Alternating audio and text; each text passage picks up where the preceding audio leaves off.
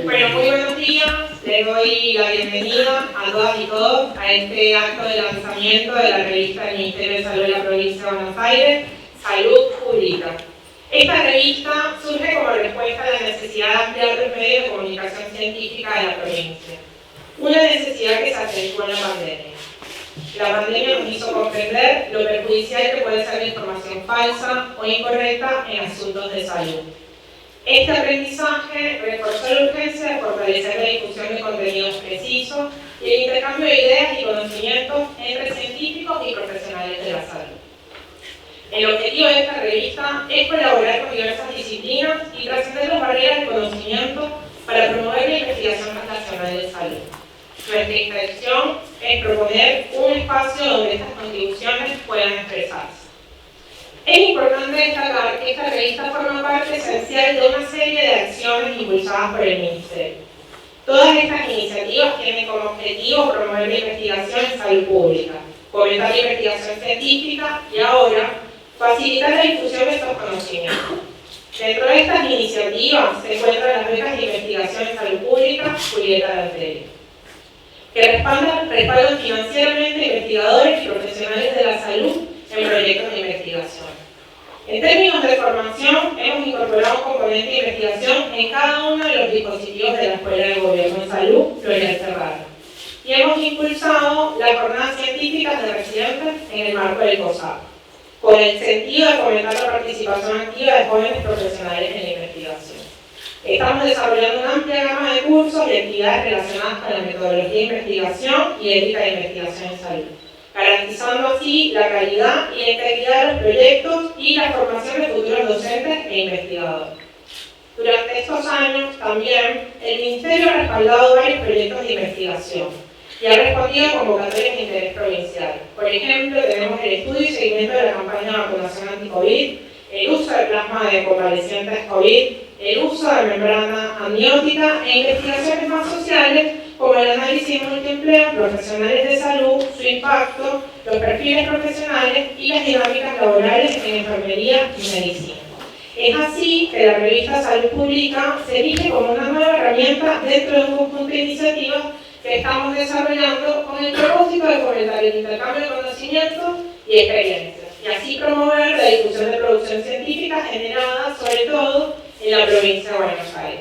Pero no me queda más que invitarles a formar parte de este proyecto y muchas gracias por estar acá.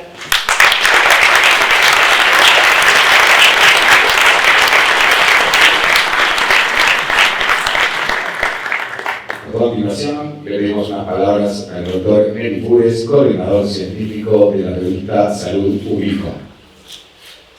Bueno, buenos días a todos y a todas. Ahora sí. Bueno, buenos días a todos y a todas.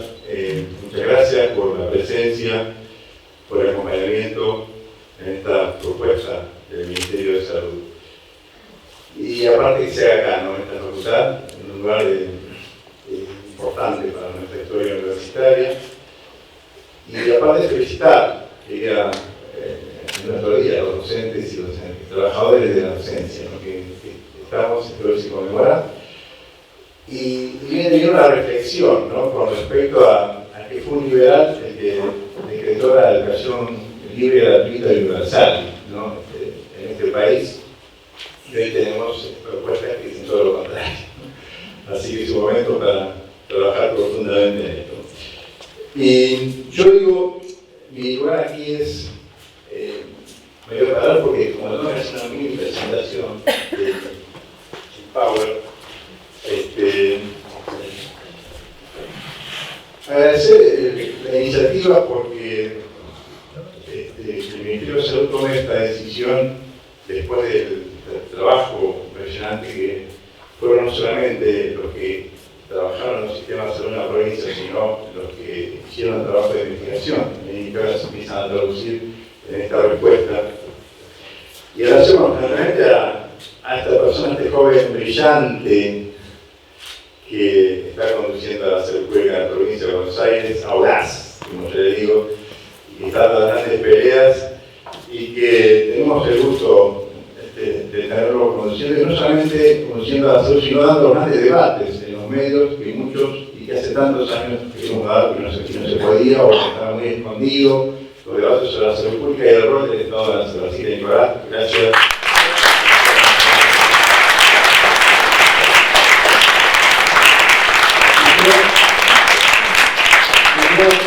Tiene que ver con un poco de historia, porque hubo siempre, allá por el año 2011, estaba yo en la región sanitaria 11 como director, y en una invitación que me llega a través del mail veo una propuesta de una sociedad editorial que hablaba de comunicación, lo que dice abajo, actualización científica sin exclusiones.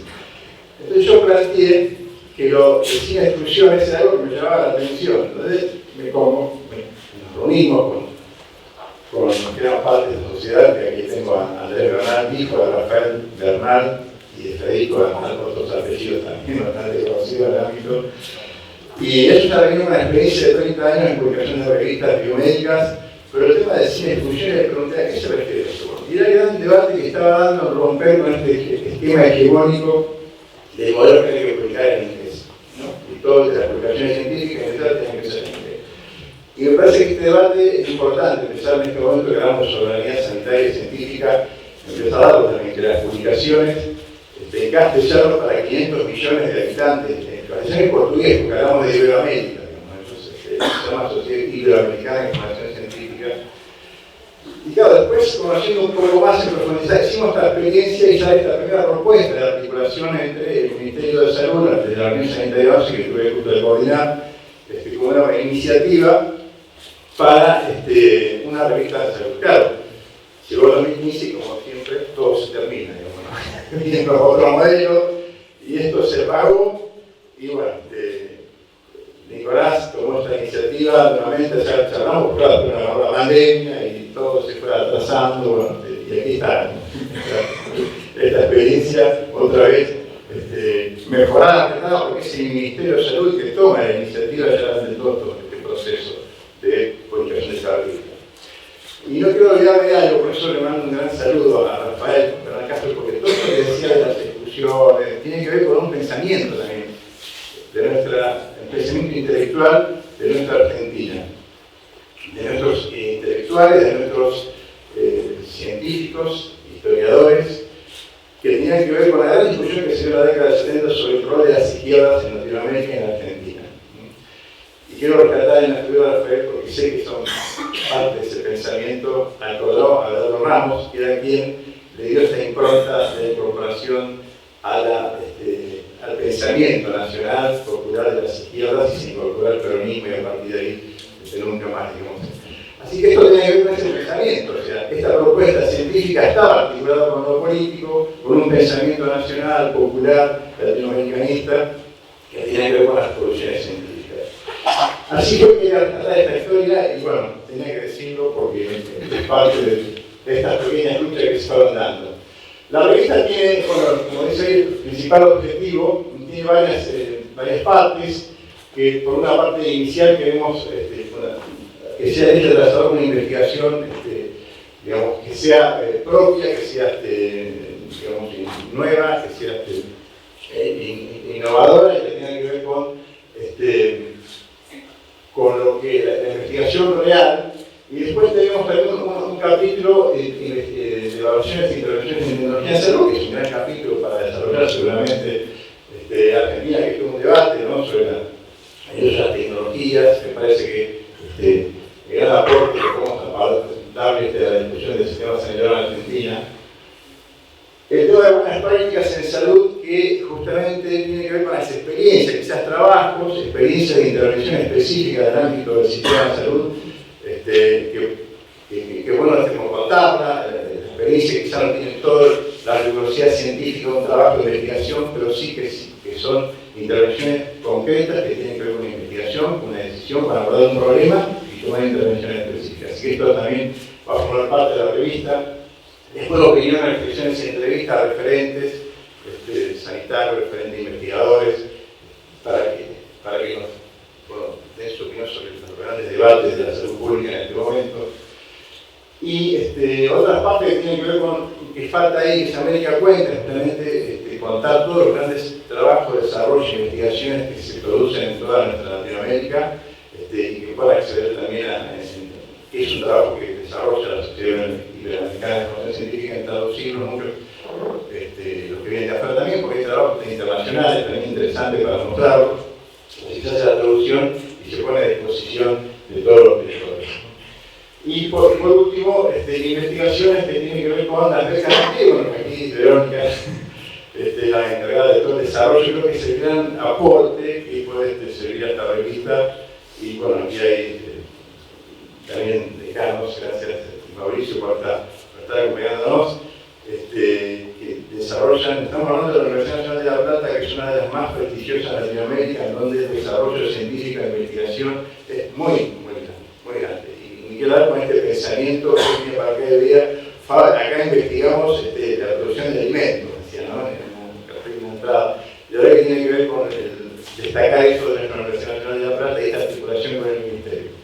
Todo esto que se llama la investigación transnacional, ¿no? Cómo transformar las investigaciones en decisiones, en prácticas concretas en la gestión de los servicios, en la microgestión, en la relación de todos los días, como en la mesogestión y la gran debate también de la política de salud. Así que esta es la propuesta. Invitamos a incorporarse, a trabajar, en dar bueno, esto como todo, tiene una universidad científica en términos de la convocatoria que quieran presentar sus trabajos, hacer la evaluación en primer lugar de la coordinación científica.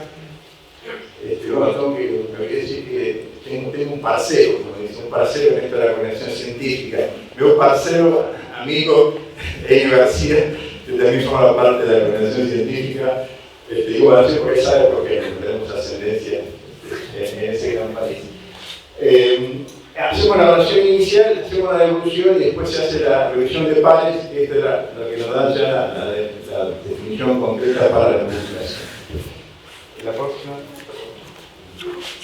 Bueno, este es el trabajo del primer alumno, ¿no? Con abordar el tema de fuerza laboral, como es que la discusión, el debate, en los aportes fundamentales son los trabajos que tiene esta primera presentación, pero que tiene mucho más. Y creo que el tema de fuerza laboral seguramente lo están abordando en profundidad en la provincia y es el gran tema en este momento. Así que muchas gracias.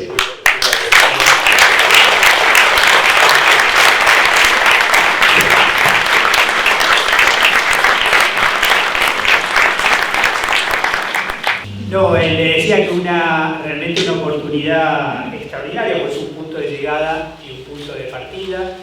Un punto de llegada de 4 años de trabajo tremendo, digamos, donde perfectamente, como me parece que señalaba Neri, digamos, nosotros teníamos excusa además para ni tocar el tema de investigación, digamos, hubiéramos estado eximidos, digamos.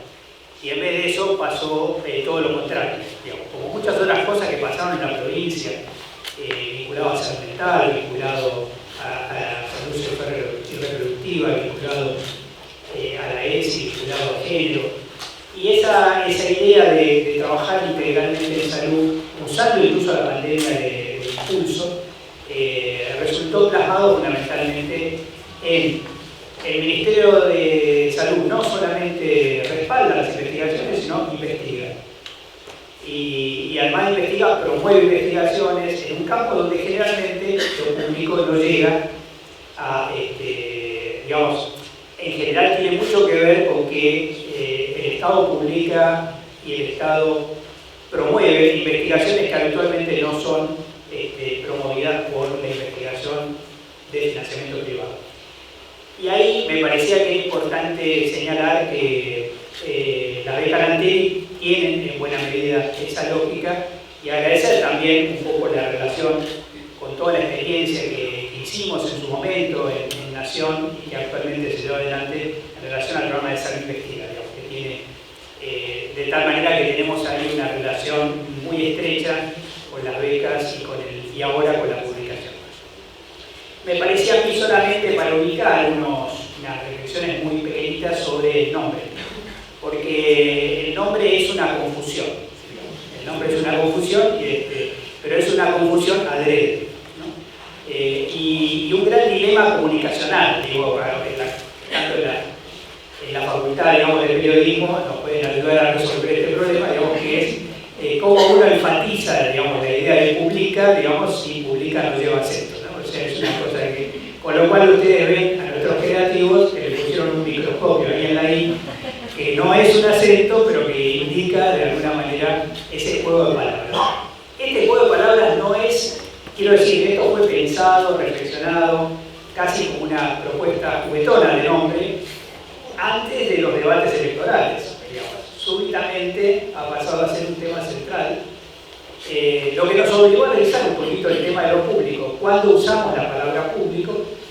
Viendo que ahí hay dos dimensiones de lo público, digamos. Una dimensión que tiene que ver fundamentalmente con la cosa pública, con la república, con lo que de alguna manera constituye, digamos, esta noción de uso de lo público, y la relación directa con publicar, porque en general en esta dialéctica, digamos, cuando alguien publica, lo hace público, digamos. Es decir, que podríamos decir, por ejemplo, los Panama Papers, por ejemplo, o otras cosas, digamos, que han ocurrido, digamos, en este mundo, en estos tiempos.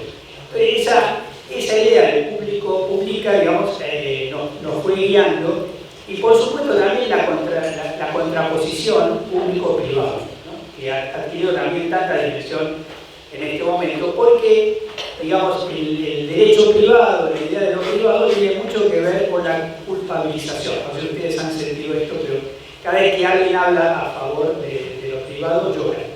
Es una cuestión casi, digamos, quejosa, digamos, porque la pregunta del privado es ¿quién lo privó? Digamos, entonces el discurso de lo privado es el Estado me privó. O sea que esa idea permanente, digamos, de que lo público se contrapone mucho más que dialécticamente a la idea de lo privado. Y lo último que me pareció muy interesante, pero esto es un segmento genealógico, digamos, es que la palabra público tiene como dos juegos de palabras metidos adentro. Uno tiene que ver con el tema de lo popular, ¿no? Es decir, que tiene que ver de cierta manera con la idea de es público porque se relaciona esta palabra con lo popular. Pero lo otro es que también tiene que ver con juventud. Emparenta incluso algo que parece que público con público. Es una cosa bastante curiosa esto, pero que tiene que ver en muchos casos con que las primeras nociones de democracia tenían que ver con la incorporación de la juventud, digamos, a la propia lógica de democracia. Porque los que eran antiguos, los que eran adultos mayores, digamos, pasaban al Senado, que venía a ser la senectud, digamos. Este juego de público vinculado con la idea de incorporación masiva, incorporación de las nuevas generaciones, nos parece toda una constelación de casualidades que se dan en este momento histórico, en estas elecciones donde uno tiende a pensar si estamos dentro de un debate democrático o la democracia está en debate. Digamos, es algo que de alguna manera nos estamos reflexionando en este mismo momento. Esta revista tiene, como siempre, digamos, muchos autores anónimos, digamos, o sea, muchos trabajadores que por dentro de la revista han estado construyéndola, digamos, bajo el liderazgo de Verónica González. Debo mencionar entonces, digamos, a nuestra bibliotecaria, Verónica Carolina Gallo, que sistemáticamente nos recuerda que la biblioteca es del Ministerio, o sea, está en la escuela, pero es la biblioteca del Ministerio. Hay una herencia increíble, ahí está la herencia de la biblioteca de Montes de Oca. Estaba hace muy poquitito un par de textos que son de 1813, que están en nuestra biblioteca. Yo dudo que otras bibliotecas de la Argentina tengan material de esa antigüedad.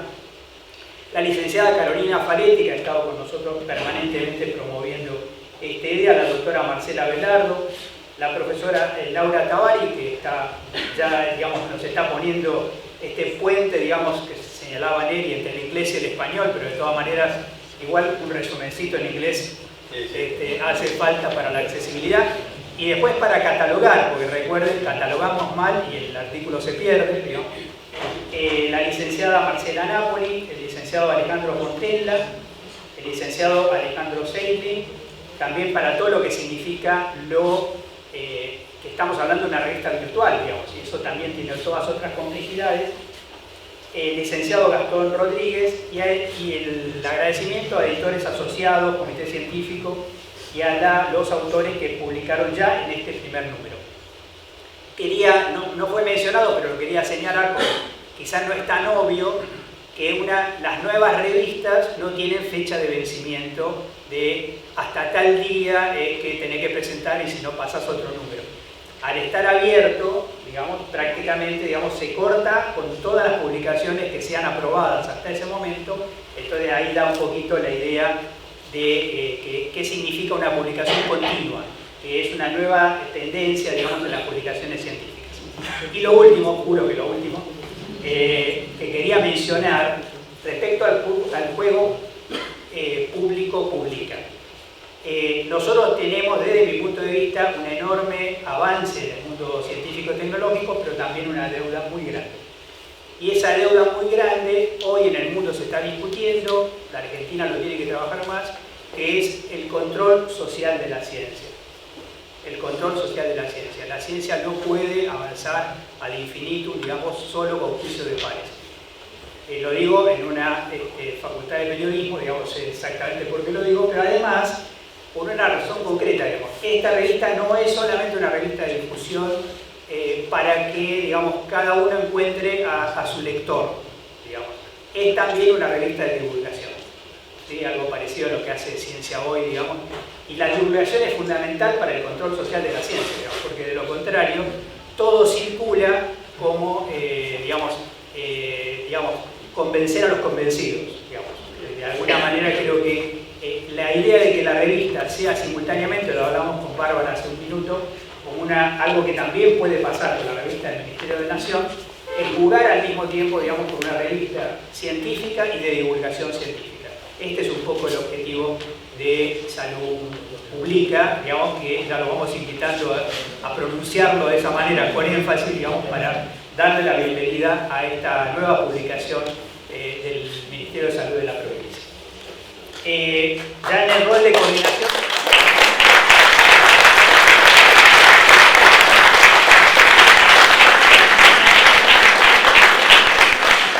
Paso ahora a hacer mi tarea, que es, digamos, presentar la mesa de hoy, empezando con Ayelen. Muchísimas gracias por la acogida en este espacio. Quiero decir que acá también hicimos el examen de residencia de la provincia de Buenos Aires. Ayelen es doctora en Comunicación Social, magíster en Ciencias Sociales de la Facultad de Humanidades y Ciencias de la Educación de la Universidad Nacional de La Plata, decana de la Facultad de Periodismo y Comunicación Social, y el tema será acceso a la educación universitaria, producción de conocimiento científico y soberanía. Muchísimas gracias, Ayelen. Bueno, bienvenidos a todos y a todas a esta casa, que también fue una casa que acogió materiales en el momento de la pandemia, que estuvo también en una situación compleja, comprometida en relación a docentes y no docentes y estudiantes con los llamados del CETEC. Bueno, en eso siempre nosotros vemos una implicancia con salud y con el compromiso que siempre tenía Nicolás en relación a todo este trabajo, ¿no? Nosotros sabemos que hoy es un día importante para recordar algo que tiene que ver con pensar justamente una revista de salud, una salud que es comprometida en un Estado justamente que tiene que defenderse. Estamos a 50 años hoy, cumpliéndose hoy justamente del golpe de Estado en Chile, digamos, unos 50 años que son representativos de lo que ha significado para toda nuestra historia de América Latina lo que sucedió, pero también lo que siempre tenemos que recordar como memoria, verdad y justicia. Estamos a 40 años de este año, estamos celebrando todo el tiempo nuestros 40 años de democracia mientras vivimos una situación de bastante vértigo en relación a octubre y a pensar cómo esta democracia tiene que ser defendida cuando solo se planifica como propuesta de gobierno para algunos la necesidad de sacar los ministerios como si fuesen innecesarios o como si no se estableciera la salud. En eso la celebración de una revista científica es importantísima para pensar justamente la soberanía, para pensar la soberanía de nuestros pueblos y para poder representar qué significa para nuestros gobiernos determinada política, ¿no? Tanto lo que hace Nicolás como lo que hace Augusto es destacable en todos estos años de trabajo y de compromiso constante de un gobernador como Axel, que justamente pone lo que hay que tener como para poder justamente llevar adelante un gobierno con políticas determinadas determinantes como para poder justamente defender la escuela pública, defender la salud pública, defender los lugares que el Estado debe comprometer justamente para los y las ciudadanos, y también para pensar justamente la soberanía en el lugar que corresponde, ¿no? La soberanía por un lado como un lugar que si no hay soberanía no hay pueblo posible de ser defendido como pueblo propio, con sus propios derechos, y por otro lado algo que Axel reclama y como debate constante que tiene que ver con la identidad, ¿no? Identidad bonaerense en particular en este caso. Y la identidad tiene que ver también con esto, ¿no? Por poder contar la salud, y en esa parte que nos toca ese pedacito como universidad, nosotros estamos llevando adelante con Nicolás un convenio que tiene que ver con poder desarrollar especialización en comunicación y salud, pero también está acá el decano de Exactas con Mauricio R, que llevamos adelante una propuesta que tiene que ver justamente con la especialización en divulgación científica, con la importancia de lo que tiene que ver en la divulgación científica. Y eso destaco algunas cosas que decía Rebe, que tiene especial preponderancia en este tiempo en el ámbito académico, ¿no? Es una revista que están proponiendo que tiene publicación constante, es uno de los parámetros más importantes en este tiempo en relación a las revistas científicas y a lo que se debate en relación a la necesidad de poner en los mejores cánones a las revistas, ¿no? Esta cosa de no es ahí un cierre, sino que siempre que hay un artículo se va publicando en relación a esta publicación constante. No es cuando se cierra el 30 de agosto y del 30 de agosto al 20 de abril no hacemos nada. No, o se debate constantemente y eso permite una discusión constante. Por otro lado, la necesidad de que esté de manera virtual, digamos, hoy las revistas científicas en el sistema académico más academicista, podríamos decir, que una revista sea virtual tiene mayor preponderancia en la publicación, hasta para quienes publican, mayor, podríamos decir, mejor rating en el currículum si vos publicás en una revista científica que es virtual, vale mucho más que en otra revista. Entonces en eso también la propuesta de la revista está justamente persiguiendo esos cánones que son importantes. Eso desde un lado cientificista, podríamos decir, desde el lado que juega la academia en relación a poder justamente posicionarse, y en eso me parece que está bueno como lo plantea la provincia de Buenos Aires en relación a jugar el juego de la academia, pero lo hace justamente con una implicancia comprometida, con una academia que está embarrada, con una academia que tiene que ser comprometida, con una universidad, una provincia y una ciencia de la salud que tiene que estar comprometida con su tiempo y con su historia.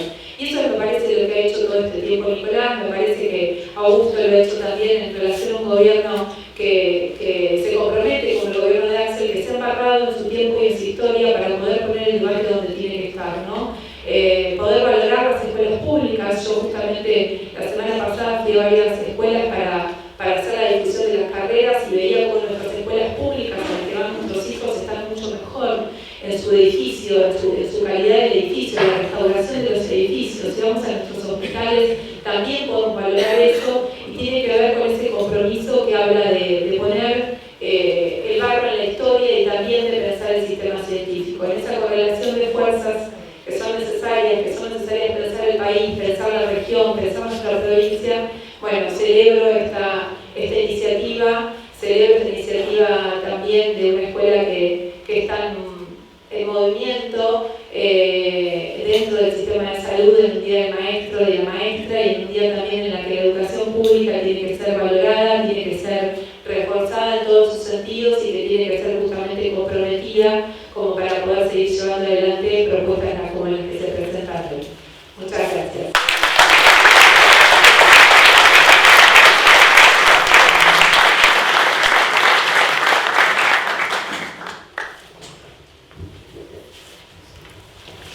Bueno, muchísimas gracias a Yelén. Vamos a pasar la palabra ahora a Daniela Howard, que es investigadora del CONICET y docente de la Universidad Nacional de La Plata. El tema que nos va a plantear es el acceso a la información y los espacios de publicación científica y su relación con la soberanía científico-sanitaria. Bueno, primero que nada, agradecerles haberme invitado, porque considero que es un hecho más que importante el lanzamiento de una revista. El lanzamiento de una revista implica conocimiento conocimiento que tiene impacto en el desarrollo de un país. Esta en particular refiere a salud, conocimiento, desarrollo, salud, que tenga impacto en la población. No es algo menor, así que agradecida por la invitación. No, el título de la charla es tremendo, podríamos estar más o menos una hora hablando de toda esta temática, cada palabra es enorme, pero quería empezar por ahí reflexionando un poco de lo que refiere al conocimiento, lo que es la palabra conocimiento. Y bueno, hay un montón de versiones, pero si uno pone en Wikipedia,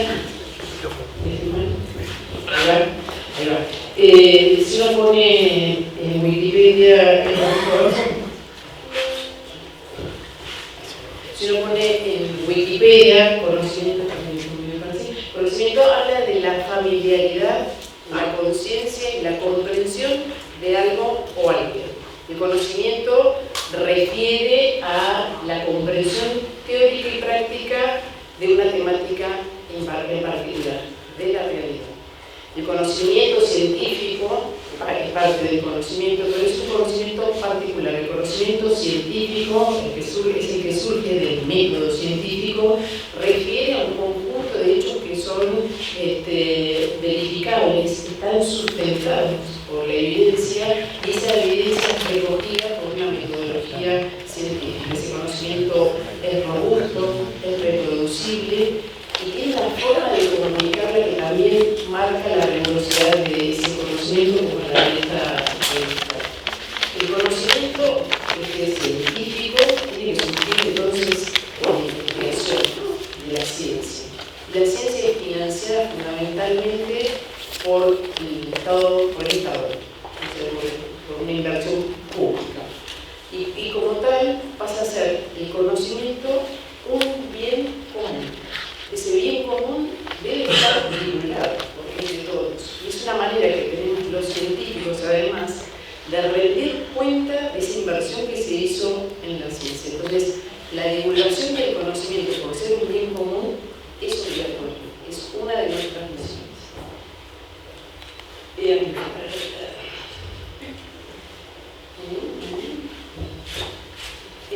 La mayoría de estas divulgaciones se hace a través de las revistas científicas y también hay unas plataformas en línea que trabajan sobre la divulgación. Desde el año 1900, traje una nota porque me parece fundamentales y creo que para ustedes también. Desde el año 1996 a la fecha hay un total de 34 millones de artículos publicados en distintas áreas del conocimiento. Si miramos los últimos años, desde 2018 al presente, vemos que hay un aumento en esos años de producción de artículos científicos. Por año, en el año 2018, ahí se publicaba alrededor de 4 millones de artículos, un poquito más, y esto aumentó hasta el año 2022, que hay datos, que pasó a 5,14 millones de artículos, con un aumento del 2018 al presente de un 22% de información, de conocimiento científico. Estas publicaciones a través de las revistas tienen un costo. O sea, que el conocimiento, además de permitir un desarrollo, de permitir soberanía, también marca poder. Les quiero mostrar un poco cómo están distribuidos este conocimiento y este poder. Para lograr, sigo insistiendo en el programa, publicar un trabajo no solamente implica esta inversión científica para hacerla, sino que publicar ese trabajo tiene un costo. Y esto hace que el conocimiento no sea de acceso a todos, porque tiene un costo. Ese costo lo paga el investigador, la institución y el lector. Y entonces perdemos un poco del sentido del bien común, ¿no? Y esto, sobre todo porque las publicaciones se hacen a través de estas revistas científicas, las revistas científicas las tienen editoriales comerciales. Y cuando hablamos de costos es muy variable, pero en nuestras áreas, más o menos, publicar un trabajo científico está entre $3.000 y revistas de otra jerarquía pueden llegar entre $17.000 y $20.000, ¿no? Entonces pasan a generar un obstáculo. Esto se trató de distribuir a través de revistas de acceso público como es esta. Esta tiene características de acceso público y es gratuito. Ese acceso público no es que estuvo instalado hace millones de años, surge desde el año más o menos 2002 a través de una declaración en Budapest desde los científicos y de las instituciones. Esto permite que ese conocimiento no tenga esta barrera para el lector. Sí la tiene para el investigador o para la institución, pero no la tiene el lector. El lector puede acceder a esa información. Esta declaración que se trabajó de cómo debería ser el acceso libre y cómo alcanzarla, comenzó en 2002 y después también fue apoyada por otras declaraciones que ocurrieron en el año 2003, que es la declaración de Bethesda y en Berlín. En todas las publicaciones que hay, dijimos en total de 64 millones de publicaciones, el 25% corresponde a las publicaciones de acceso libre. Si miramos, digamos, quiénes son los que más publican, ¿no? Y cuando miramos la tablita que les muestro en este PowerPoint, pasó a ser el primero, sacándole el lugar a Estados Unidos, China. China publica en el año 2022 un total de 1 millón de artículos, lo que representa el 19% del total de publicaciones. En segundo lugar a Estados Unidos, luego India, después el Reino Unido. Entre ellos 4 tienen el 52% de la generación del conocimiento y 10 países tienen el 87% de la generación del conocimiento y ahí tienen los países en los que están más involucrados. Después otra pregunta que me había hecho era ¿cuántas revistas hay? Y en el año 2020 hay una búsqueda de esa información y en total en el mundo de todas las áreas del conocimiento hay más de 46.000 revistas distintas. Hubo un aumento desde el 2019 al presente de un 1%, pero desde hace 7 años más o menos se cuenta con 40.000 revistas distintas, con un poco de crecimiento en esta aparición de revistas. En la última década del 2,5%, en la década anterior era del 3,65%, digamos, de aumento año a año. ¿Quiénes tienen más revistas? Bueno, China no. No se imaginaba que China tiene todo. No, la que más revistas tiene es el Reino Unido, que tiene el 12,5% del total de las revistas. Estados Unidos tiene también un 12%, después Países Bajos, Alemania, que tiene un 2%, y después China tiene, va aumentando alrededor del 1%, y países como Brasil tienen el 0,7%, Argentina no está en el todos estos datos es para que lo que le quería reflejar es que el conocimiento, que además es, repito, también de desarrollo y soberanía, también es poder, ¿no? Y por eso quienes tienen este poder me parece que vale la pena ver los argumentos. Antes de llegar a esta cuestión, entonces el conocimiento que está en manos de, si querés hacer lo anterior, en manos de estos países, de estas potencias, tenemos que tratar de tener política frente a eso. Me parece que el ejemplo de esta revista, que es gratuita, que es de acceso libre, es un ejemplo de las acciones que debemos tener para poder tener desarrollo, para poder tener soberanía, para poder tener gobernabilidad sobre el conocimiento que nos impacte a nuestra población, a nuestro pueblo. Y quería terminar con esto de una frase que la dijo Ramón Carrillo, me parece que es muy clara, que solo sirven las conquistas científicas sobre, en este caso, la salud, si las mismas son accesibles al pueblo. Si no, no tiene sentido nada de la investigación, la búsqueda del conocimiento si no llega a la población.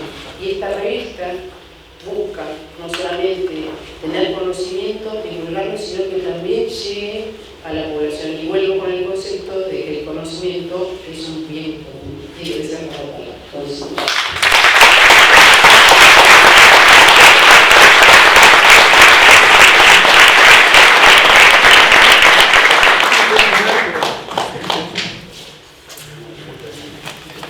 Muchísimas gracias, Daniela, creo que además que prepara el camino para lo que sigue, porque Augusto Costa, nuestro ministro de Producción, Ciencia e Innovación Tecnológica de nuestra provincia, tiene como tema aportes de la producción científica y la innovación tecnológica a la construcción de soberanía nacional. Muchísimas gracias.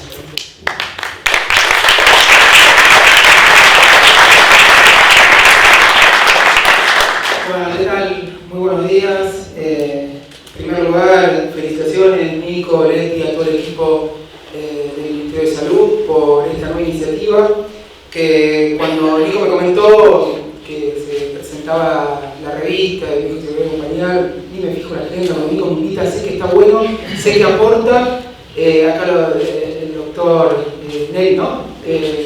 Lo describía como un joven audaz, intrépido, se queda corto con los adjetivos. Realmente el laburo que están haciendo en salud con Nico y con todo el equipo es fenomenal, lo fue siempre, es un gran compañero y me parece que este nuevo aporte a la provincia de Buenos Aires, a la salud, a mí Mario, cuando me veo eso, mi cerebro no puede ponerle acento a otra cosa que no sea la U, me cuesta infinito, o sea, para mí salud pública y no salud pública, porque creo que el concepto de salud pública es algo que tenemos muy internalizado también nosotros, pero bueno, romper con ese tilde y ponerlo en la I, que ni siquiera tendría que ver, va hacia el otro sentido, y Mario también jugaba mucho con los significados que pueden tener los diferentes conceptos, y me parece que esta revista viene a traer cosas muy importantes para el sector de salud, para el sector científico y para la provincia de Buenos Aires, que también ayuden, y agradecerle a la Universidad de La Plata. La verdad que estamos haciendo un esfuerzo enorme, ¿no? En términos de peleas que estamos dando en todos los ámbitos, por básicamente tener un Estado provincial al servicio de los bonaerenses en todas las dimensiones posibles. Entonces yo, más allá de la temática del panel, que me parece también la exposición de Daniela fue muy clara respecto a cuestiones básicas de generación, acceso al conocimiento, la inequidad con la cual se distribuye tanto la producción como la distribución, difusión, acceso, y la revista que trae también un poco más de democracia en ese sentido, por lo menos para nuestros investigadores, para nuestros trabajadores del sistema de salud, y para que se pueda haber intercambio y también la posibilidad de difundir todo lo que hace el sector científico vinculado a la salud, vinculado a la gestión pública. Es un montón porque, mencionaba Mario, esto también se da en el contexto del proceso electoral, ¿no? Donde se está poniendo en debate, en juego, cuestiones que ya damos por resueltas desde el punto de vista social. Entonces, una de ellas me parece que es la de la soberanía, ¿no? Que me parece que de una u otra forma, en diferentes dimensiones, de diferentes lugares, de diferentes maneras, se está poniendo en cuestión todo el tiempo la soberanía que tenemos para, entendida como la capacidad efectiva de tomar decisiones autónomas sobre nuestros destinos, ¿no? Como pueblo, como país, como Estado, y se nos está confrontando con eso, con esa capacidad, con la posibilidad de decidir, la posibilidad de tomar decisiones en función del interés nacional, en función del interés de las mayorías. Todo eso está permanentemente bajo ataque, ¿no? Y como oposición a la soberanía, obviamente, está el concepto de dependencia, ¿no? Es, si no podemos tomar decisiones autónomas, no podemos decidir sobre nuestros destinos, entonces otros lo hacen por nosotros, dependemos de lo que otros hacen. Y esto es lo que nos están tratando de convencer de diferentes lugares en el debate político. No somos capaces de tomar decisiones soberanas. No podemos, no nos da, no sabemos, no nos conviene. Y pareciera ser que lo que mejor nos haría es tener la capacidad de decisión restringida, las libertades afectadas para estar mejores, ser más felices y ser más libres. Fíjense la contradicción a la cual nos enfrentan. Dicen, no, ustedes no les dan, a nosotros como sociedad no nos dan, entonces atémonos las manos, no seamos soberanos y así vamos a ser libres y felices. Bueno, me parece que están, primero político, después están pervirtiendo la historia y están tratando de convencernos de una cosa que en realidad no es funcionar a nuestros intereses, sino que es funcionar a los intereses de otros, de los cuales la derecha local y sus máximos exponentes son empleados en diferentes niveles. Entonces, ¿cómo nos pueden convencer de que no podemos hacer algo? Pegándonos fuerte en nuestra autoestima, ¿no? O sea, diciendo, mirá, somos una sociedad fracasada, no somos un país serio. Ahora lo escuché a Milei hace poco hablar, bueno, la decadencia empezó en 1916, cuando llegó Irigoyen, el populismo, y nos creímos que podíamos tener un Estado, un gobierno que gobierne en función de los intereses de las mayorías, y ahí empezó la decadencia, lo dicen así. Entonces, lo contrario a esta decadencia, a esta sociedad fracasada, sería una sociedad donde el Estado, que es la expresión quizá de nuestra capacidad soberana de tomar decisiones en función de los intereses generales, ahora es el culpable de todo y es el responsable de todos nuestros dramas. Entonces hay que sacarlo del medio, correrlo y volver a ese camino del cual nos desviaron, según fecha Milei, 1916, que es el camino a la libertad, del mercado, del individuo tomando decisiones soberanas, ya no soberanía como pueblo, como país, sino la soberanía del individuo para tomar decisiones. Y cuanto más restringida tengamos la capacidad soberana de tomar decisiones como país, mejor. Y paradójicamente, cada vez que la derecha no habla de libertad, no está hablando de eso, y cada vez que la derecha tiene la posibilidad de tomar decisiones, lo que hace es restringir la soberanía. Ejemplos más que concretos de las limitaciones en términos de soberanía que tenemos hoy son lo que hizo Macri con el endeudamiento del FMI. Directamente lo que hizo el gobierno de Macri fue endeudarnos para que a partir de ese endeudamiento las decisiones soberanas estuvieran supeditadas a intereses de acreedores externos. Es decir, nos quitó autonomía, capacidad de decisión, simplemente endeudándonos por 100.000 palos con acreedores privados. Y después, como teníamos todavía algún margen de soberanía, bueno, viene al FMI, donde directamente el FMI, con esos 45.000 palos que nos prestó, ya directamente nos dice qué metas tenemos que cumplir de déficit, dónde tenemos que ajustar, si no le gusta lo que estamos gastando, qué tenemos que hacer con nuestras reservas, usarlas para qué, ¿no? Porque acumular reservas es para pagar los intereses de la deuda y marcarnos la cancha en cada una de las decisiones que podemos tomar. Pero es todo parte de lo mismo, es todo parte de cada vez que los argentinos quisimos decidir, la chocamos, generamos problemas, pobreza, inflación, etc. Entonces no podemos decidir. Y tampoco podemos tener empresas públicas. Fíjense ahora, si hubo algo, me parece, en los últimos años, que es símbolo de la recuperación de soberanía, es la recuperación de YPF, ¿no? Soberanía energética, una empresa al servicio del interés nacional, en un proceso que fue realmente revolucionario en términos de decisiones de política pública.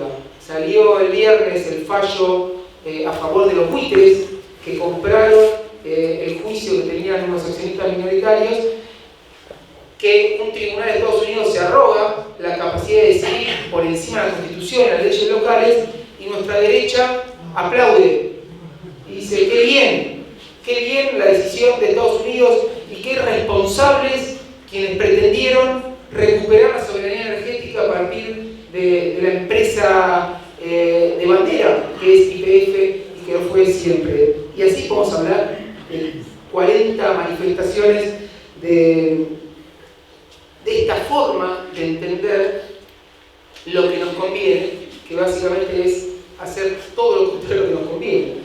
Y nos quieren convencer de eso. Y lamentablemente, algún sector de la sociedad está siendo proclive a recibir este tipo de mensajes y a incluso validarlos, ¿no? Y esto creo que es el gran desafío que tenemos. Cómo discursos que objetivamente estamos viendo que están entrando en el sentido común de un sector importante de la sociedad, cómo podemos rebatir estos argumentos, cómo podemos dar las discusiones en los términos en los cuales podamos convencer a quien está siendo convencido de algo que claramente en contra de sus intereses, que está siendo estafado. Porque lo que está detrás de todo esto es una estafa. Es que te quieran vender una cosa por otra.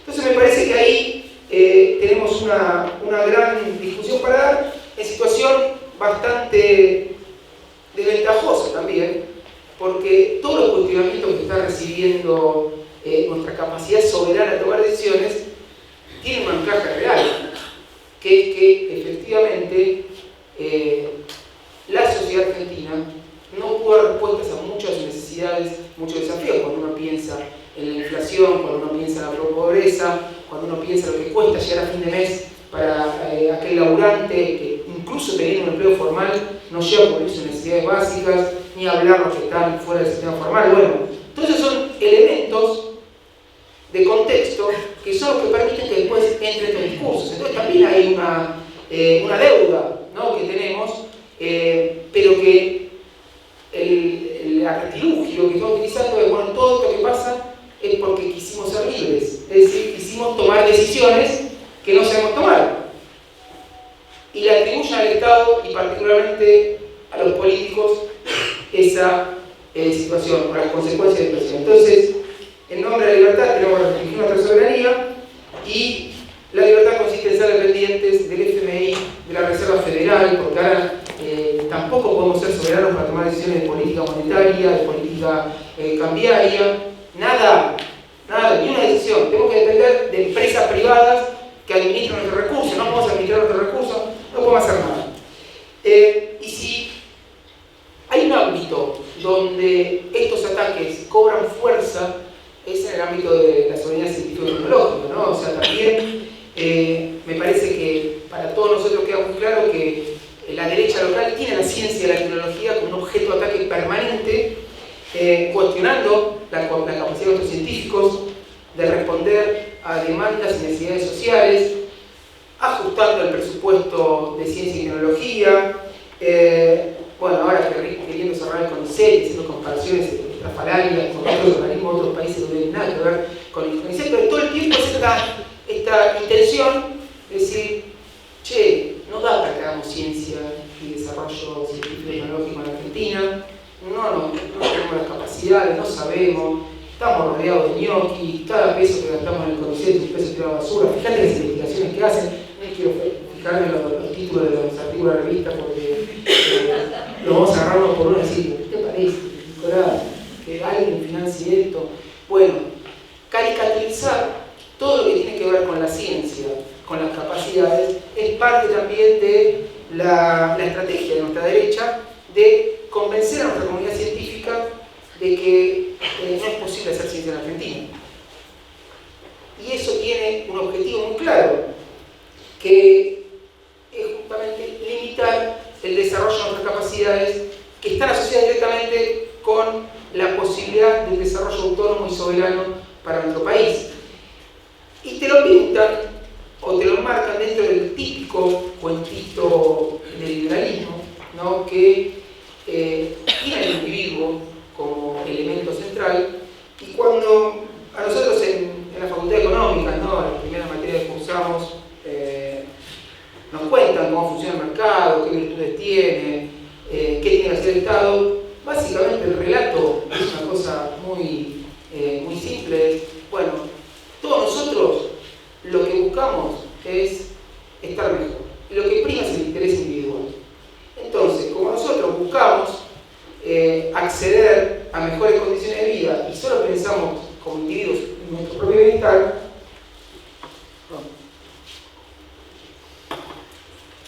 entonces con esta metáfora de mano invisible, ¿no? Cada uno de nosotros va buscando aquellas cosas para las cuales es bueno, aquellas cosas que sabe hacer, aquellas cosas que son más funcionales a los fines individuales. Y, por ejemplo, cuando estamos hablando de empresarios o del funcionamiento del mercado y qué resultados lleva, lo que nos dicen es, bueno, acá hay un sistema de competencia donde hay un montón de empresas que compiten para que nosotros los consumidores compremos los bienes que fabrican. Como la competencia se basa en generar mejores productos y más baratos, eso lleva en sí mismo el germen de la innovación y la aplicación de conocimiento y desarrollo científico y tecnológico al mejoramiento de procesos productivos, de productos, de reducción de costos, de ser más eficiente el proceso, porque cuando uno encuentra que en un mercado se vende esta botella de agua a determinado precio, si yo la puedo producir más barata, tengo más rentabilidad, me va mejor y mi interés individual se ve favorecido. ¿Y cómo sigue la historia? Ahora, como cuando yo me di cuenta cómo hacer mejor algo, ese conocimiento es público y se accede a ese conocimiento, entonces todos los demás me copian y lo que termina pasando es que baja el precio del producto, la sociedad está mejor, accedemos a más cosas y aparece un nuevo empresario innovador que va a querer bajar nuevamente el costo de su producto, aplicar mejores técnicas de producción, etc. Y este proceso es virtuoso y cada vez estamos mejor y todos tenemos más acceso a bienes, a conocimiento, a todo. Fíjense el relatito que está atrás de esto, ¿no? Es una visión, obviamente es ingenua, pero no es ingenua, naif en el sentido de tonta sin ningún tipo de sentido. Es tonta porque a todos nos entra este relato, ¿no? Claro, si yo tengo que competir con él y mejoro mi pega productiva, pero después él se da cuenta. Entonces, bueno, lamentablemente eso no funcionó nunca en la historia, pero ese relato que nos siguen diciendo desde la derecha local, qué es lo que mueve el funcionamiento de una economía seria y qué es lo que acá no hacemos bien, ¿no? Entonces, pequeño detalle, cuando vos tenés un proceso de innovación en algún aspecto productivo, si efectivamente nadie accede a esa innovación, vos tenés más rentabilidad. ¿Y cuál es la lógica del empresario o la lógica de quien tiene más rentabilidad? Bloquear el acceso al conocimiento y a las innovaciones a todos los demás. Porque de esa forma preserva una renta y además genera o accede a una mayor porción del mercado teniendo más rentabilidad. Entonces la lógica, cuando se innova, no es que se difunda públicamente ese conocimiento y esa innovación, es bloquear el acceso, es restringirlo. Y eso es en función de la lógica individual. Entonces este detalle parece pasarlo por alto. Y además, el principal detalle que pasa por alto es que no funciona así el proceso de desarrollo científico, tecnológico e innovación. No son arrestos individuales de genios que se les ocurren mejoras en cualquier ámbito de una perspectiva privada, individual, aislada del contexto.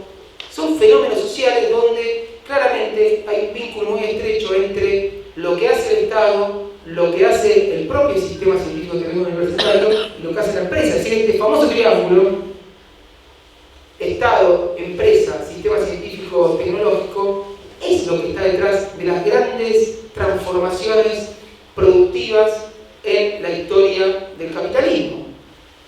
El genio individual que se le ocurrió algo y eso le significó una mejora a algo es una anécdota. No funciona ese sistema. Pero nos lo pintan como la forma en la cual las cosas son. Y detrás de eso es que sacan todas las conclusiones que sacan, ¿no? Entonces, teniendo en cuenta esto y teniendo en cuenta además que la historia del desarrollo económico, la historia del desarrollo de los países tiene que ver con políticas consistentes y que tienen que madurar, ¿no? De desarrollo del sector científico-tecnológico, financiamiento de la ciencia, de políticas para proteger la industria local, de fortalecimiento y financiamiento de investigaciones y desarrollo, es decir, de un montón de herramientas, subsidios, aranceles a la importación, política liberal de sustitución de importaciones, todo ¿Para qué? Para que se pueda desarrollar endógenamente en el interior de cada uno de los países conocimiento que se aplica al desarrollo productivo, que después significa más ingresos, más trabajo y mejores condiciones de vida. Esa es la historia del capitalismo. Y cada país que pudo ir logrando estos sistemas productivos, de desarrollo científico y tecnológico, que innovan, que generan mejoras en la competitividad en general, lo que hicieron justamente fue bloquear el acceso de todos los desarrollos al resto de los países. Hay una metáfora muy gráfica de cómo fue el proceso de desarrollo a lo largo de la historia del capitalismo, que recuperó un economista coreano que se llama Han Hu-chang, que seguramente lo escucharon mencionar, que vino hace poco, estuvimos en la Universidad de Quilmes con Axel y con él, que es la idea esta de kicking away the ladder, que en español es pateando la escalera, que lo que dice, ¿cómo funciona el desarrollo de los países desarrollados?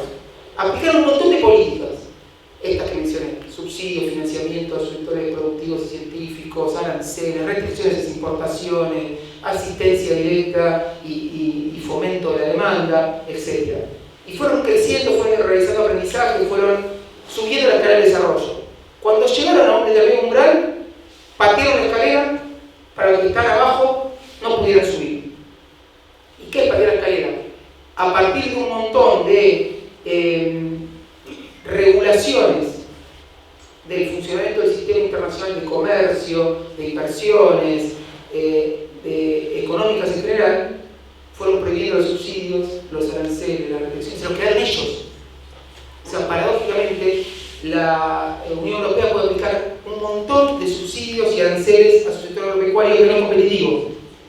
Pero nadie en el mundo puede subsidiar y aplicar aranceles o restricciones a las exportaciones en los sectores industriales y manufactureros. De hecho, a mí me tocó como secretario de Comercio ir a Ginebra a defender un instrumento, las de JAI, de Administración de Comercio, porque nos hicieron una denuncia en la OMC, la Organización Mundial del Comercio, porque eso no se podía. ¿Quiénes? Estados Unidos, la Unión Europea y Japón, los países y bloques más proteccionistas de la galaxia, denuncian a Argentina por ir contra las leyes del comercio internacional. Bueno, para no tener mucho más, impedir el desarrollo del conocimiento, de la ciencia y tecnología y el acceso a esta innovación en los países periféricos es la regla en el desarrollo del capitalismo. Los países periféricos que pudieron pegar el salto solo encontraron la forma de eludir estos obstáculos y con el vínculo de Estado, empresas, sistema científico, ir subiendo, no sé cómo, la escalera porque la patearon, pero de alguna forma encontraron en la grieta de la pared que habían dejado cómo ir subiendo. Entonces, última reflexión. A mí no me llama la atención que desde los países centrales traten de restringir el acceso a todas estas herramientas en los países periféricos. De hecho, también como secretario de Relaciones Económicas Internacionales, que también en el gobierno de Cristina, me tocó ir al G20, a la OMC, a todos estos foros, donde paradójicamente también el país más librecambista de todos los que estaban sentados ahí era China, ¿no? O sea, China era el que levantaba la bandera del libre comercio. Cualquiera que conoce la historia del desarrollo de China y la actualidad de China sabe que no es China, es un país librecambista. Ahora, uno entiende que China, con todo lo que desarrolló y los aprendizajes y la competitividad, necesita mercados y necesita que en esos mercados no se pueda hacer lo que se hace en China. Entonces, eso lo entiendo. Ahora, que nuestra derecha local quiera boicotear los desarrollos científicos, tecnológicos, innovación local, no se entiende a menos que lo único que quieran es ir en contra del interés nacional, en contra de la soberanía. Y eso es lo que están manifestando. Eso es lo que nos están diciendo cuando quieren cerrar el CONICET, cuando quieren privatizar todo, cuando quieren que todas las empresas públicas no tengan ningún rol. Entonces, me parece que aplica una frase de Amílcar Herrera, uno de los referentes del pensamiento latinoamericano de ciencia y tecnología, que decía que renunciar a la creación científica para convertirse en meros apéndices intelectuales de los países adelantados es renunciar a la posibilidad misma del desarrollo. O es que, con lo que está pidiendo, que renunciemos voluntariamente a la posibilidad de desarrollarnos y ser apéndices de los desarrollos que se dan en otros países y absolutamente dependientes. Contra esto, más financiamiento para la ciencia, más fortalecimiento del triángulo de Estado, el sistema científico, empresa, más fortalecimiento de instituciones, nuestras capacidades, nuestras empresas públicas, bueno, todo lo que venimos haciendo en la provincia de Buenos Aires y lo que necesitamos seguir haciendo, porque de poder lograr esto, y sobre todo de poder tener soberanía científico-tecnológica para apalancar nuestro proceso de desarrollo, es de lo que se trata, seguir teniendo nuestro derecho al futuro, como decimos acá. Sin eso no hay derecho a nada y mucho menos derecho al futuro. Muchísimas gracias.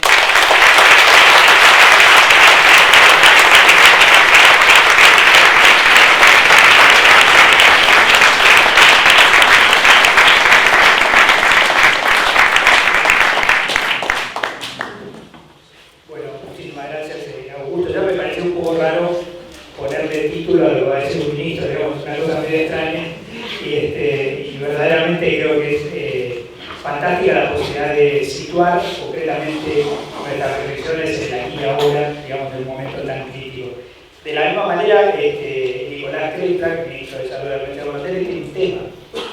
Así que yo lo leo porque está puesto acá, pero digamos, el privilegio de poder tener estas reflexiones, además tan cercanas, digamos, a la gestión de Axel, que sin lugar a dudas genera una argamasa, digamos, en la política pública que, digamos, es verdaderamente notable la sinergia que se produce en términos interministeriales.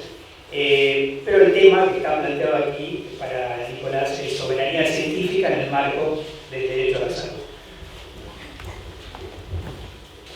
Bueno, primero muchísimas gracias por estar todos acá, todas las participaciones. Es realmente muy grato poder ser parte del gobierno de la provincia de Buenos Aires, de la forma que tiene nuestro gobernador de trabajar, de impulsar, de empujarnos. No es, Mario lo que dice siempre esto, no es que te acompañe, sino que te empuja. Entonces, te hace ir llevando ideas adelante de una manera muy vertiginosa y muy asociativa. Nosotros tenemos mucha vinculación. Augusto es un hacedor, es un ministro que lleva a los pibes de la escuela secundaria de viaje hasta pensar en lo más profundo de la soberanía. Tiene que ver con su trabajo, que es muchas veces, bueno, con Fede compartimos, Fede y Abuelo compartimos todo el trabajo de la pandemia desde el principio. Tiene que ver con permitir que otros podamos hacer cosas también.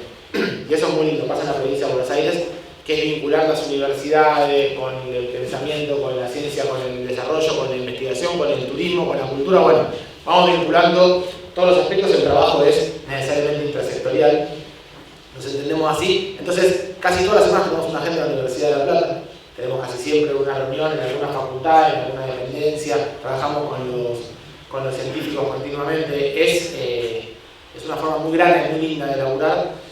Y es un desafío.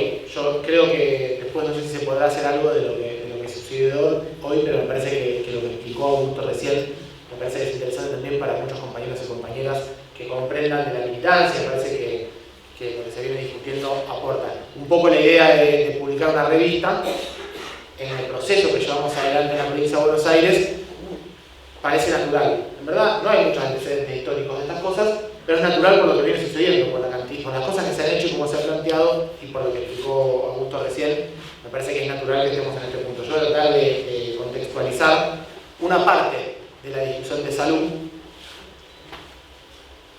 digamos, a partir del análisis que hace Augusto, una parte de la discusión de salud que tiene que ver con hacia dónde vamos, cuál es el futuro, cómo pensamos que tiene que ser la soberanía de nuestro país. Cuando nosotros decimos derecho al futuro, no solamente tenemos que evitar lo que Augusto está explicando, que la derecha está planteando, quizás la actualización moderna de la derecha, o el movimiento del campo nacional y popular, tiene que ver con patria y antipatria casi, porque no tiene tanto que ver con la propiedad privada, la titularidad de la propiedad privada, que es una discusión más histórica respecto de las izquierdas y las derechas, sino tiene que ver con, sinceramente, intereses nacionales e intereses extranjeros. Y por eso no entra en contradicción, bueno, eso el periodismo tiene muy desarrollado, no entra en contradicción el capital privado nacional, que aboga por los intereses nacionales, con el campo nacional y popular, pero sí necesitan pensar en la soberanía de nuestro pueblo, en encontrarse situado en territorio. Nosotros pensamos que la salud tiene dos grandes dimensiones. La primera es la que hablamos todo el tiempo, que tiene que ver con los modelos de atención, los modelos de cuidado, que es lo que hacemos nosotros en salud continuamente, en nuestro trabajo cotidiano. Cómo cuidamos, atendemos, prevenimos, protegemos, todo lo que hacemos, investigamos incluso también al respecto de la salud. Pero hay un segundo aspecto del cual hoy quizás es objetivo mencionar un poquito más, que tiene que ver con la salud. Solamente es, dentro de la agenda de los ministerios, un gasto. Yo solamente me tengo que comunicar con Augusto o con Pablo López para decirle que nos aumente el presupuesto en salud porque gastamos guita, o es también el sistema de salud una parte importante de la economía. Y puede ser un poco la idea de enmarcar esta revista o esta presentación de la revista en este planteo tiene que ver con que no solamente nosotros podemos pensar a la salud, por supuesto, como una inversión pública, sino también como una forma de desarrollo nacional. Entonces, ahí va. Muy rápido.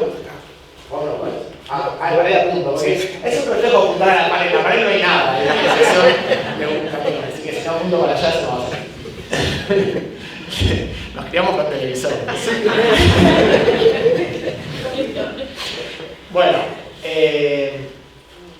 no, ahí lo que se ve es algo que un poco Dani contaba, Dani Lobo contaba al principio, por el momento de su charla, cuando decía, bueno, a nivel mundial aumenta muchísimo la capacidad de producción, la cantidad de producción científica, y China ocupa un nuevo espacio en la producción, quizás no en la publicación todavía. Bueno, y ahí lo que vemos tiene que ver con la inversión, esto es en millones de dólares constantes, es decir, desinflacionado a lo largo del tiempo, del 2000 hasta el 2018, y ahí lo que vemos es, cuidado, ¿no tiene punto esto? Sí. Ahí lo que vemos que crece, una línea de puntos que crece fuertemente es China.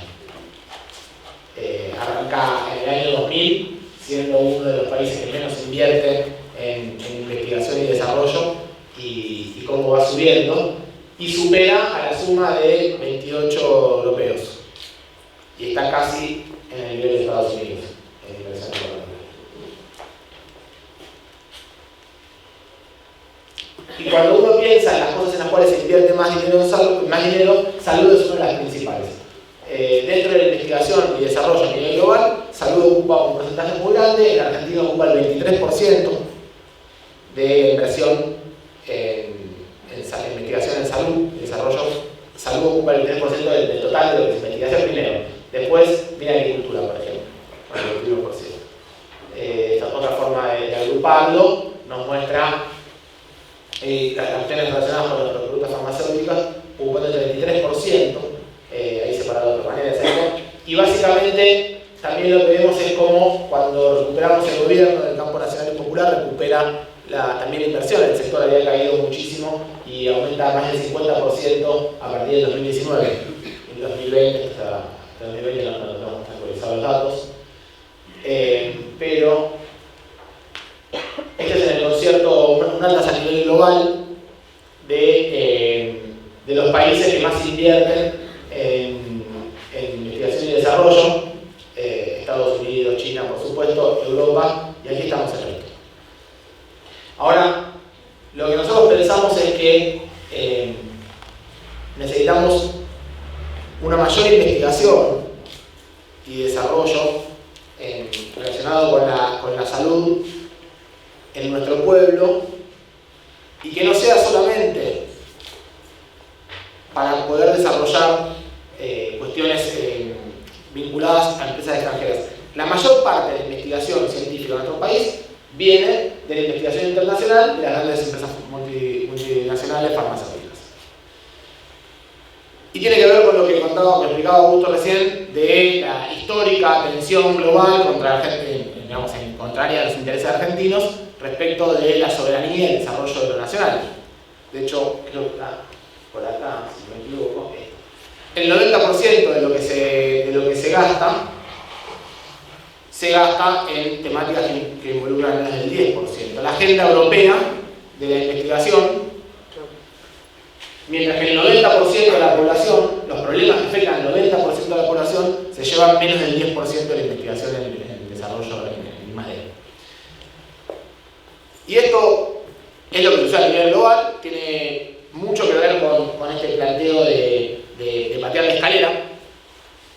Hoy la investigación en salud está principalmente abocada al desarrollo de medicamentos de muy alto costo para enfermedades muy poco frecuentes,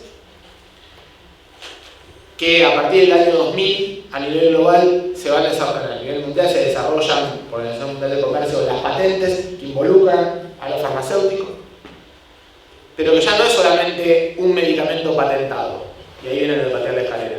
Lo que empieza a suceder en los últimos 10 años aproximadamente, y cada vez más fuertemente, es que los procesos de investigación se encuentran patentados. Es decir, hoy para desarrollar una medicación con las últimas tecnologías, tengo patentado el proceso de investigación también. Para investigar las vacunas de ARN mensajero, por ejemplo, no es que no logramos el desarrollo tecnológico, no lo podríamos desarrollar. Tenemos que reinventar el agua tibia.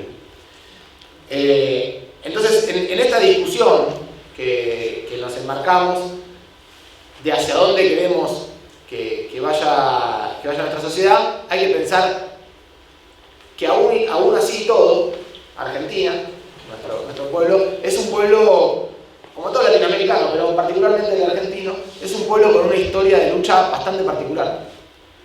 Porque muy pocos países en el mundo tienen un sistema sanitario como el sistema sanitario argentino. Probablemente ningún país latinoamericano tenga el sistema de salud que tiene la provincia de Buenos Aires, en dimensión, en capacidad, en cantidad. Casi ningún país del mundo, pero seguramente el latinoamericano, tenga el sistema universitario que tiene Argentina. Ninguno, menos Alemania tiene algo parecido, pero Argentina no. Entonces el sistema universitario argentino, no solamente por la gratuidad, la accesibilidad, les ha pasado a la mayor parte de ustedes, yo a muchos de ustedes los conozco y les ha pasado parecido a mí, si no me pongo autorreferencial les pido disculpas. Yo no decidí ser investigador, sin embargo, cuando fui desarrollando mi estudio universitario, terminé investigando. Porque del propio estudio te una duda, de la duda un profesor te abre una puerta, entras a investigar, te montás a Leotecla, qué sé yo, vamos haciendo cosas en el camino y terminás investigando alguna cosa. Aunque yo no me dediqué a la investigación científica como forma de vida, sí fue parte del aprendizaje, desarrollo, y a muchos de nosotros nos ha pasado lo mismo, en algunos nos dedicamos a la asistencia, igual cada tanto investigamos algo. Es decir, un sistema universitario como el argentino nos convoca a investigar. Un sistema de salud como el argentino, con subsidio de oferta, con un espacio en el cual uno se puede sentar a discutir con el trabajo social, o con el servicio de cardiología, o con los terapistas, ¿qué herramienta tenemos para mejorar algo? O si dice, yo creo que si hago esto, va a andar mejor. Y ahí tenemos, acá conozco muchos compañeros y compañeras trabajadores de hospitales que me van a contar sus propias experiencias cuando se les ocurrió que en vez de hacerlo de tal manera que había que hacerlo de tal otra, decidieron sistematizarlo, presentaron la jornada científica del hospital, después lo llevaron. Bueno, esta forma muy casera de ir luchando para construir esto de autonomía, de soberanía, de poder tomar decisiones en función de lo que nos pasa, del territorio de todos los días, en Argentina adquiere un volumen, una dimensión gigante. Es por eso que es objeto directo del ataque continuo. Pero aún nosotros tenemos el sistema universitario y sanitario tremendamente desarrollado, pero el sistema científico no. Porque en nuestra historia nos mandaron a los científicos a lavar los platos, cerraron cerraron el acceso a becas en CONICET hace muy poquitito tiempo. Son sistemas muy complejos que llevan mucho tiempo y que nosotros necesitamos. Hay una anécdota que me parece que explica de qué se trata esto. Néstor, que no era un hombre que se dedicaba a la investigación científica, fue prácticamente personalmente a buscar científicos a Europa para repatriarlos. Hay anécdotas de él yendo a laboratorios en Alemania, en algunos lugares del mundo, a buscar científicos para decir que necesitamos en el país de vuelta. que termina con el Ministerio de Ciencia de la Nación. Y eso tiene que ver con el desarrollo de un país con soberanía. Para poder tener una industria que supere solamente a la producción agropecuaria, la producción primaria, es necesario el agregado de conocimiento y de valor. Pero con el diferencial positivo de nuestro país, que decíamos en materia de salud, que es una de las principales herramientas de desarrollo científico y un mercado global muy grande, que tiene el diferencial del sistema universitario y sanitario que nosotros tenemos, que muy pocos otros tienen. Entonces tenemos para mí, un desafío y quizás hasta una deuda. Y lo digo humildemente, creo que tenemos que aceptar el desafío de hacernos cargo de que quizás no es lo más simpático hacer esto, porque tiene consecuencias. Hay algunos que no les gusta. Que nosotros nos pongamos a investigar, que nosotros nos pongamos a decir sobre qué hay que discutir, que haya unas becas como la beca Julieta de Antieri. La beca Julieta de Antieri tiene que ver con que la propia provincia de Buenos Aires pueda pensar cuáles son las prioridades sobre las que quiere ayudar a la investigación, pero al mismo tiempo que los trabajadores y trabajadoras del sistema público puedan dedicar un poco más de su tiempo a estar investigando, pensando y desarrollando dentro del hospital. Surgen, en verdad, las becas porque nosotros cuando empezamos la gestión y comienza la pandemia y aparece la necesidad de investigar, y Argentina se transforma en un lugar de los más, si no se habría que ver, sino el más apetecible para la investigación de vacunas. Yo la verdad que no sabía que había en el lugar del mundo se investigó tanto como acá vacunas, como en la provincia de Buenos Aires, debo decir. Muchas vacunas del mundo se investigaron acá. ¿Por qué? Porque teníamos un sistema de salud universal, porque estaba la vocación del Estado nacional y provincial de llegar a todos y todas. Entonces, por lo tanto, sabemos que iba a haber universalidad, que había capacidad de gobierno, que podemos tomar decisiones y que sucedan. Bueno, nosotros decidimos entonces que si la industria farmacéutica global iba a estar financiando el desarrollo de vacunas para todo el mundo en nuestro país, que lo que iba a pagar, esa rentabilidad, no quede en manos privadas, que son los socios locales de la pérdida de soberanía. Siempre hay alguno que se lo lleva para sí y que no lo piensa para el desarrollo.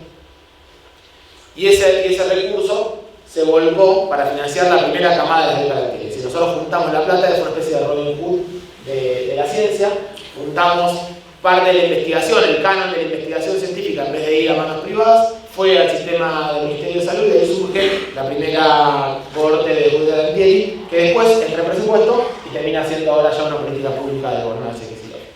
Entonces tenemos, lo decía Belo recién cuando comenzaba la charla, tenemos las becas. Tenemos el Congreso Científico de la Provincia de Buenos Aires para que todos los investigadores e investigadores vayan a presentar sus experiencias y empiecen a encontrarse con otros. Quizás son muchas de ellas investigaciones que quizás no sean publicables en una revista, pero son sí para ser discutidas, para poner en la mesa, para compartir con otros, para que motiven preguntas de mayor complejidad, para que lleven a un desarrollo de mayor investigación. Entonces lo que venía obligatoriamente después era la necesidad de tener un ámbito de calidad para poder publicar, que también tenga la vocación de publicar lo que se hace en nuestro país. Todos los que son investigadores de acá saben que un mismo paper hecho en la provincia de Buenos Aires con la misma información, calidad, y uno hecho en Washington, el de Washington lo publica en la revista mucho más rápido y mucho más fácilmente que el nuestro. Eso lo sabemos todos. Aunque lo nuestro sea mejor, es bastante difícil, un asimétrico. Entonces es necesario, bueno, tienen miles de razones que sucede esto, las explicaron los compañeros recién, pero me parece que es importante que nosotros empecemos a darnos el espacio con mucha responsabilidad. Tiene que ser una revista de mucha calidad, pero tiene que ser parte de una discusión que tengamos presente y que digamos, esto no es una casualidad, no es que tenemos una necesidad solamente de publicar porque tenemos un material importante acumulado y no sabemos publicar. Tiene que ver con el desarrollo estratégico de la capacidad de producción de nuestro país y de soberanía, de una industria que está vinculada con la innovación científica, que en el marco de la salud es tremendamente importante. Entonces, los pasos que vienen por detrás de esto, que tienen que ver con también la necesidad de poder continuar gobernando, porque efectivamente todo esto se trunca de un día para el otro. Hay una serie de proyectos en el Congreso de la provincia de Buenos Aires que, yo no sé si están aquí todos, todo esto me voy, pero bueno, me voy a correr un poco de esta parte, pero voy a decir solamente esto. Nosotros creemos que, porque hay cómo se construye el límite de la soberanía en la investigación científica, no es solamente la investigación aplicada al desarrollo de tecnologías. Y la provincia de Buenos Aires es muy grande, muy vasta, y hay una política que para mí es central y que hoy quizás uno la piensa de otro lugar, pero lo que sucede con educación y con investigación científica es que uno abre una puerta y camina. La provincia de Buenos Aires está intentando desarrollar un programa de arraigo territorial, de investigación universitaria en los territorios, que es el puente, el programa Puente, está el Colo acá presente, pero no sé si también Carly Bianco lo lleva adelante. Es un programa que está fortaleciendo que en los territorios se desarrollen las investigaciones vinculadas con lo que se produce, con lo que se busca, con lo que se necesita en cada lugar, y que hoy tiene que ver con la primera etapa, que es que el pibe no se vaya. El joven, cuando cumple 20 años, no tenga que irse y que pueda haber un futuro en los territorios. Pero nos imaginamos que en unos años, uno que se queda ahí se va a poner a doctorarse, va a sentar en investigación, que los primeros centros universitarios ya tienen algunos laboratorios. Quiero decir, esto empieza a caminar en ese sentido. Bueno, la provincia de Buenos Aires, el Ministerio de la Provincia de Buenos Aires también tiene un proyecto de ley para poder desarrollar de la Escuela de Gobierno de Salud el universitario, Floreal Ferrara, de manera tal de que también nuestro ministerio pueda titular, investigar, aumentar la calidad en el desarrollo de la formación, porque nosotros no entramos en esa dicotomía de las carreras profesionalizantes y las carreras que investigan. Nosotros investigamos y nos preparamos para laburar. Entendemos que la investigación tiene que estar vinculada con el territorio, con la realidad, con lo que nos pasa. Tenemos que revertir ese 90-10 de la investigación. Hay una segunda ley que está en proyecto, que es la Ley de Investigaciones en Salud, que tiene, ya igual lo perdí, estaba parlamentario ya, si no lo perdió, está a punto de perderlo. Está con media sanción. Está con media sanción, pero está a punto de perderlo, ¿no? ¿O no? Ah, bueno. Bueno, tiene que pasar al Senado y si lo votan, que no va a permitir. Tiene que votar en el Senado, nos tiene que permitir, fue aprobado en el diputado, tiene que votar en el Senado de la provincia, nos tiene que permitir esto, actualizar, modernizar los estándares de investigación en el sistema público de la provincia de Buenos Aires, porque al no hacerlo, lo que terminaba sucediendo era que resultaba burocrático, lento, poco amable la investigación en el sector público y se iba a otros lugares donde la aportación de esa investigación es más sencilla.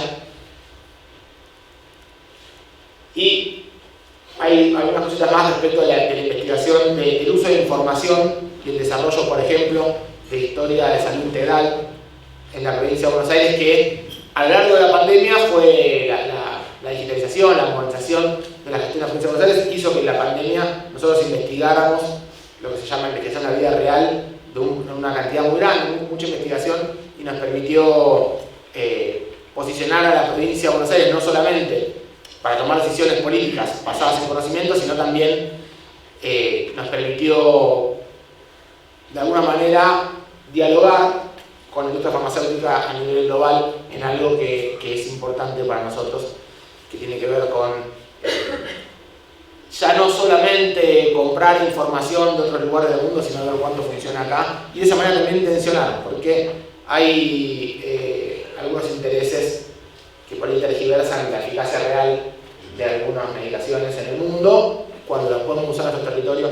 Para que eso suceda, es decir, yo lo estoy diciendo medio oblicuamente, pero creo que se entiende. Para que esto suceda, era necesario que tuviéramos grandes sistemas de información. Yo les digo, cuando nosotros empezamos la gestión en la provincia, nos decían no se puede tener historia de salud integral, no se puede.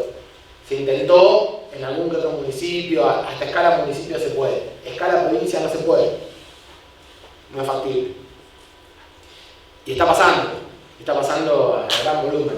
Y yo creo que también parte de ese boicot tenía que ver con que no podemos tener la información en manos de un sistema de salud público, sino que era necesario que sea cada obra social, cada sanatorio, el que maneje la información y que la utilice, vayan a saber cómo, algo tan sensible como la investigación sanitaria. Así que también esto tiene que estar regulado, organizado y a cargo del Estado.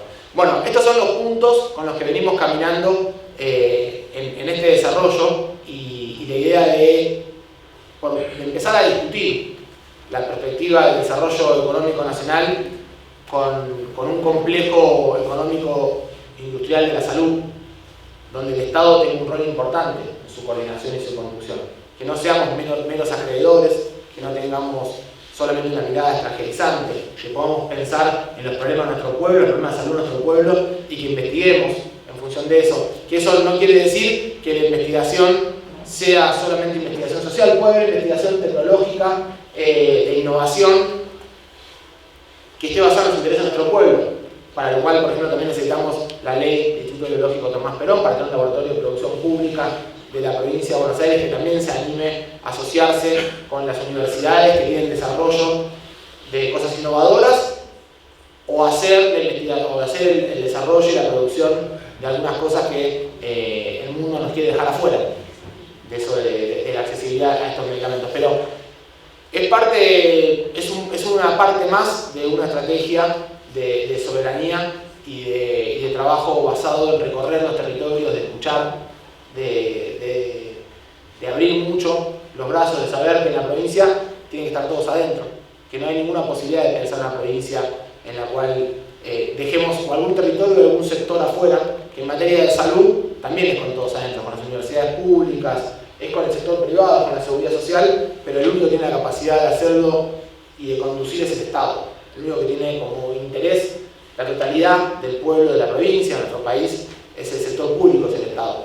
Y ahí es la parte donde la única forma, le decía Augusto recién, la única forma de convencernos de que no es cierto esto es, primero, mintiendo y segundo, destruyendo la autoestima, tratando de convencernos de que no somos capaces de poder llevarlo adelante. Yo estoy convencido de que no solamente somos capaces, sino que lo hemos hecho un trabajo extraordinario en estos años, que lo ha hecho Axel y todo su equipo, y todo el equipo de ministros y de funcionarios y de trabajadores. Y me parece a mí que este punto hoy de la revista, que queda abierta, que es una revista que arranca como tiene que arrancar, porque cualquiera que se empieza a preguntar qué pasa en salud y dice el primer problema es la fuerza laboral. Entonces arranca porque tiene que empezar, queda abierta para seguir investigando la fuerza laboral, pero seguirán avanzando nuevos números y nuevos problemas de los desafíos de la salud que tenemos por delante. Es parte de un continuo, de una tradición que tiene que ver con intentar construir la patria, y yo creo que entra en discusión en este momento muy fuertemente, y tenemos que animarnos a decirlo, a discutirlo, a analizarlo, y que tenemos por suerte una conducción en el gobernador que muchos buscábamos y queríamos, ¿no? y que hoy está, y me parece que también nos permite a todos levantar un poco la cabeza y abrir un poco el pecho, es decir, somos capaces entonces también de soñar con ciencia propia, investigación, desarrollo, animarnos a romper los tabúes que queríamos que el sistema de salud y científico argentino no podía romper, y hoy lo podemos romper porque lo hemos hecho, porque tenemos la capacidad de trabajo, pero sobre todo porque tenemos la conducción y el futuro por delante. Muchas gracias.